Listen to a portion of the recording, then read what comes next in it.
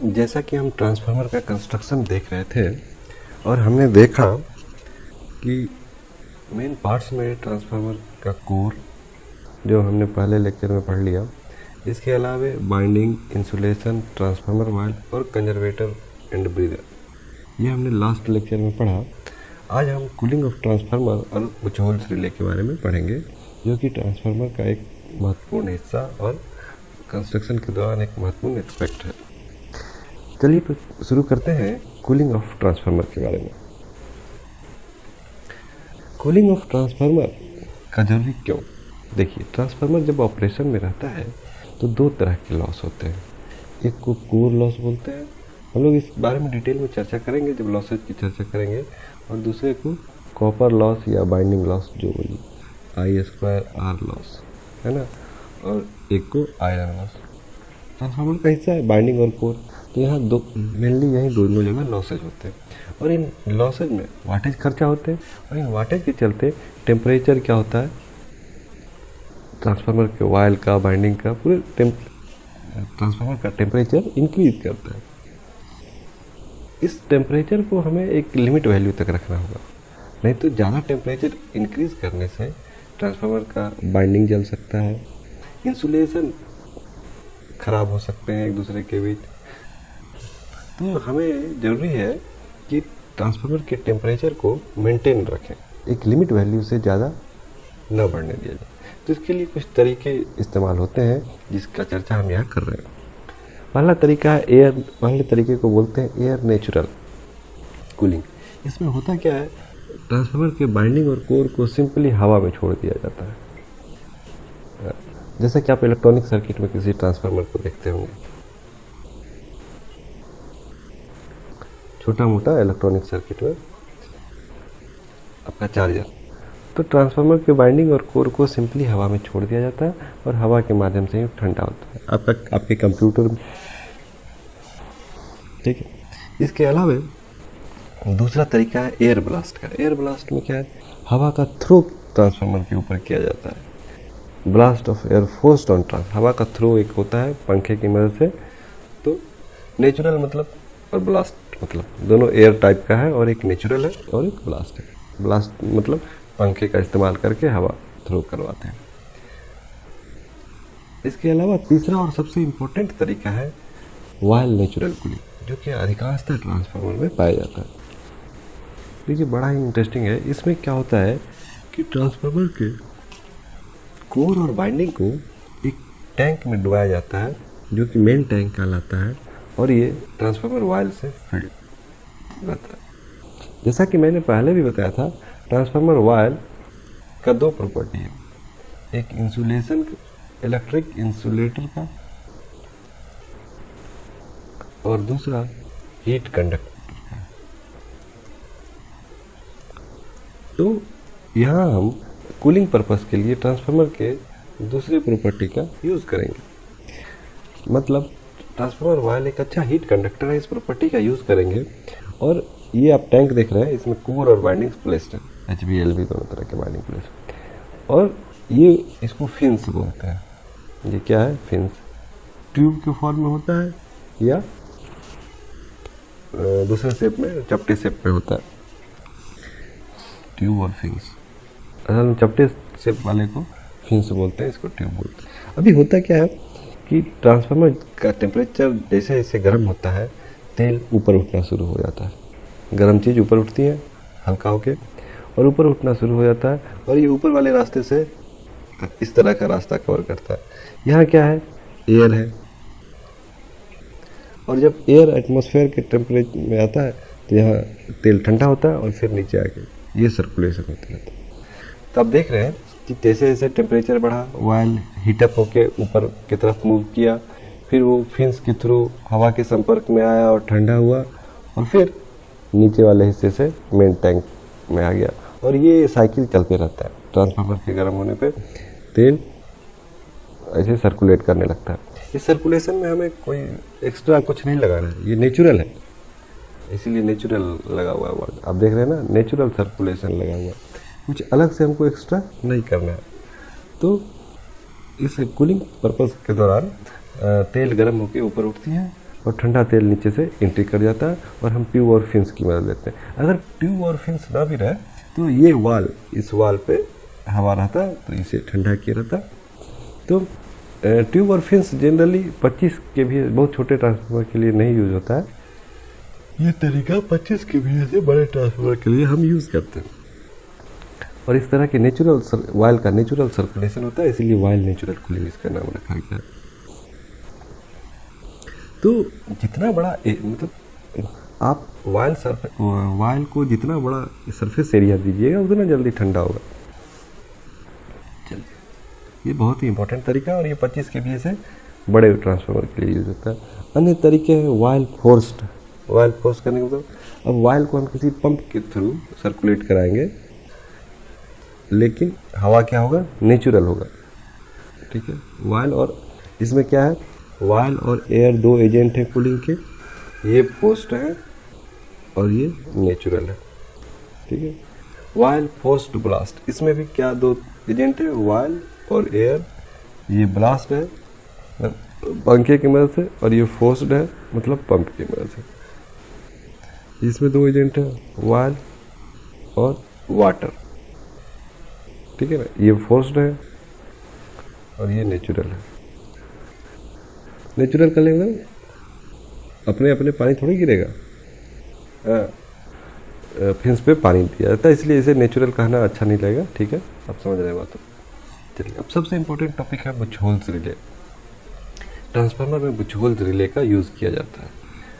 Bush holes relay का इस्तेमाल किसी भी तरह के ट्रांसफार्मर के अंदर किसी भी तरह का फॉल्ट आएगा तो ये डिटेक्ट कर लेगा। आप देखिए, कंफ्यूज नहीं होइएगा, ट्रांसफार्मर के अंदर किसी भी तरह का फॉल्ट आएगा, आपसे सवाल पूछा जाता है ये शॉर्ट सर्किट में इस्तेमाल होता है, शॉर्ट सर्किट डिटेक्शन के लिए ट्रांसफार्मर के अंदर इस्तेमाल, बुश होल रिले का इस्तेमाल ट्रांसफार्मर में क्यों करते हैं? ये शॉर्ट सर्किट डिटेक्ट कर सकता है ट्रांसफार्मर के बाइंडिंग के लिए, ये टेम्परेचर राइज डिटेक्ट कर सकता है, सब कुछ कर सकता है। ठीक है ना, ये एक गैस एक्चुएटेड रिले है, ये भी वेरी वेरी इंपॉर्टेंट है। ये क्या है, गैस एक्चुएटेड रिले है, मतलब गैस पे काम करता है। और ये सिर्फ वायल वाले ट्रांसफार्मर में, वायल इमर्स्ड ट्रांसफार्मर में ही इसका इस्तेमाल हो सकता है। जनरली वायल इमर्स्ड ही ट्रांसफार्मर होते हैं। और बुश होल्स रिले का जो प्लेसमेंट होता है वो कंजर्वेटर और मेन टैंक के, ये है बुश होल्स रिले अपना। कंजर्वेटर और मेन टैंक का जो पाइप होता है इनके बीच ये जुड़ा होता है 9.5 डिग्री पाइप का। ठीक है, ये सब इतना डिटेल नहीं जाना है, बस पहला बात कि ये हर एक तरह के फॉल्ट से वो डिटेक्ट करता है, ऑल फॉल्ट्स डिटेक्ट करता है। दूसरा, ये गैस एक्चुएटेड है, बहुत इंपॉर्टेंट है। हाँ, आप कंफ्यूज, कोई टेम्परेचर एक्चुएटेड भी बोल सकता है। और वायल वाले ट्रांसफार्मर में इस्तेमाल होता है।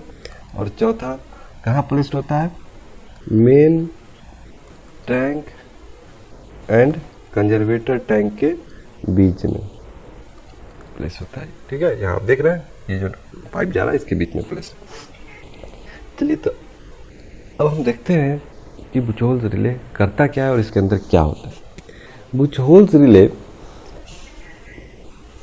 एक इस तरह का सिलेंडर रहता है, एक पाइप ट्रांसफार्मर से जुड़ा होता है एक हिस्सा और दूसरा कंजर्वेटर से। ठीक है, और इसमें दो हिंज होते हैं, मरकरी स्विच इसके अंदर होते हैं, ये देख रहे हैं आप, पहला ये और दूसरा ये। इसका प्लेसमेंट इस तरह होता है कि एक ऊपर की तरफ होता है और दूसरा इस वाले लाइन के थ्रू के बीच में होता है, इस वाले एक्सिस पे होता है। इस वाले एक्सिस करने का मतलब पाइप का जो एक्सिस है उसके यहाँ क्या है, मेन टैंक से पाइप के बीच। मतलब मैं अगर आपको यहाँ समझाने की कोशिश करूँ तो एक रिले आपका एक स्विच, हिंज वाला स्विच ऊपर होता है, मरकरी स्विच, और दूसरा इस लाइन पे कहीं होता है। ठीक है, दो तरह के स्विच होते हैं इसमें, इसके अंदर दो तरह के हिंज वाले मरकरी स्विच होते हैं। एक इस बुश होल्स रिले के ऊपरी हिस्से में होता है और दूसरा बुश होल्स रिले ओरिफिस जो होता है, पाइप का जो ओरिफिस है इसके सामने होता है। चलिए, तो ये किस तरह काम करता है इसे हम जानने की कोशिश करेंगे। देखिए, ट्रांसफार्मर के अंदर फॉल्ट जो होंगे दो तरह के होंगे। ठीक है। हम एक को स्मॉल फॉल्ट बोल देते हैं और एक को बिग फॉल्ट बोल देते हैं। तो जब स्मॉल फॉल्ट होंगे या बिग फॉल्ट होंगे, यहाँ भी गैस निकलेगा, ट्रांसफार्मर वायल में गैस फॉर्म होगा, लेकिन ये स्मॉल अमाउंट में होगा। और यहाँ भी गैस फॉर्म होगा, लेकिन ये वायलेंट होगा, ज़्यादा मात्रा में होगा, बहुत बड़ा होगा। तो डिपेंड करेगा कि फॉल्ट माइनर है या बिगर है, मेजर है, किस तरह के फॉल्ट है, मेजर फॉल्ट है या माइनर फॉल्ट है। माइनर फॉल्ट रहेंगे तो कम गैस इवॉल्व होगा, और अगर मेजर फॉल्ट है तो ज़्यादा गैस इवॉल्व होगा ट्रांसफार्मर के अंदर जो फॉल्ट है। स्वाभाविक सी बात है। अब गैस के इवॉल्व होने के चलते अगर मान लीजिए स्मॉल फॉल्ट है तो थोड़ा थोड़ा गैस इवॉल्व हो रहा है और वो चेंबर के ऊपर वाले हिस्से में जमा हो जाएगा और तेल का लेवल नीचे आने लगेगा और ये ऊपर वाले हिस्से में जमा होने लगेगा। अब चूंकि ये इसमें तेल भरा हुआ है और अब वो गैस भरने लगा तो ये हिंज वाला स्विच डिस्टर्ब हो जाएगा, समझ रहे आप। और डिस्टर्ब होने से इसमें एक सर्किट लगा हुआ है जो अलार्म की तरफ चल जाएगा और सब स्टेशन पे कहीं हूटर बजने लगेगा, स्पीकर टाइप से हूटर बजने लगेगा कि भाई कुछ ट्रांसफार्मर के अंदर फॉल्ट है, इसे देखिए। ठीक है। अब मान लीजिए दूसरा केस है जहां गैस बड़ी मात्रा में मेजर फॉल्ट है और बड़ी मात्रा में गैस का इवॉल्व हो रहा है। तो इस तरह तेल और गैस मेन ओरिफिस के थ्रू कंजर्वेटर और मेन टैंक के बीच का मूवमेंट शुरू हो जाएगा। बड़े फॉल्ट के केस में ट्रांसफार्मर वायल का मूवमेंट ट्रांसफार्मर के मेन टैंक से कंजर्वेटर की तरफ सीधे होने लगेगा, तेजी से होने लगेगा। तो इस तरह ये वाला स्विच जो नीचे वाले हिस्से में ओरिफिस के सामने है ये डिस्टर्ब हो जाएगा और ये डिस्टर्ब होगा तो ये सीधे स्विच को ट्रांसफार्मर के मेन स्विच को काट देगा, जिसे ट्रिपिंग बोलते हैं। देखिए दोनों में से अंतर है। स्मॉल फॉल्ट में ये बुचहोल्स रिले सिर्फ ये बताएगा कि आपके ट्रांसफार्मर के अंदर किसी तरह का खराबी है, उसे आप देखिए, मतलब सिर्फ अलार्म बजेगा, ट्रांसफार्मर को बंद नहीं करेगा।